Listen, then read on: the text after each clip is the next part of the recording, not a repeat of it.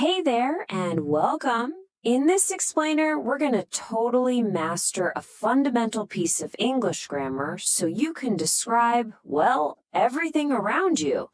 We'll break down how to talk about what exists, where it is, and even when it happened. Okay, let's just jump right in with a simple scene, a kitchen. Take a good look. You can see a cat, a table, a refrigerator. But how do we actually put that into words in English? To describe what's in this room, or any room for that matter, you really need two magic phrases. There is and there are. Think of them as the keys to unlocking descriptions in English, because they tell us that something exists. All right, first things first. The biggest, most important rule to get down is the difference between talking about one thing versus talking about many things. This is the core idea you got to get right every single time. And honestly, it's super simple. We use there is for a single item, just one thing. And we use there are for two or more things, what we call plural items. One versus many. That's the basic rule.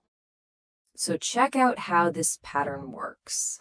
For a singular noun, one thing, it's there is a cat. But for plural, it's there are two pillows. And notice that little S on the end of pillows? That's your big clue that you need to use there are. Okay, here is a little secret to sounding more natural when you're speaking English. We often use contractions, which is just a fancy way of saying we squish two words together to talk faster. So here's the deal. There is gets shortened to theirs. For example, there's a dog in the park. But, and this is a big but, there are doesn't have a common short form. We always just say the full two words. There are. Okay, so what happens when things get a little trickier? Like, what do you do with stuff you can't really count? Or when you have a big, long list of different items? You know, for things like water, money, or rice, we call these uncountable nouns. The rule is actually super easy. You always, and I mean always, use there is. You wouldn't say there are waters, right? So you just stick with the singular. There is some water. And what about a list of items? This is pretty cool, actually. English is kind of lazy here. The verb only pays attention to the very first noun you mention. If that first item is singular, use there is. If it's plural, use there are. The rest of the list doesn't even matter. Awesome. So we know how to say something exists. Now let's figure out how to use these same phrases to ask questions and, to say something isn't there. To say no, we just add not to the verb, which gives us the contractions isn't or aren't. And you'll notice we usually throw in the word any to make it really clear. There aren't any books. Or for a stronger statement, you can just say, there is no snow. Okay, here's a perfect real-world example of how we ask a question. This is something you would totally say at a hotel reception desk. Just pay attention to how the words are ordered. Yeah, making a question is just a simple word swap.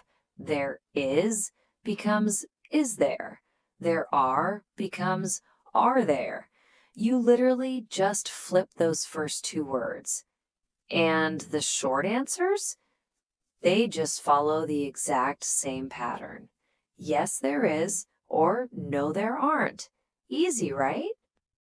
Okay, here's a really handy rule of thumb, kind of a grammar hack.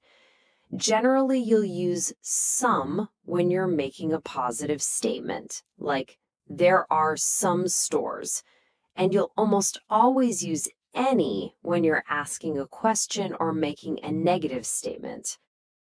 All right, so far, everything has been about right now, in the present. But what if we want to talk about yesterday?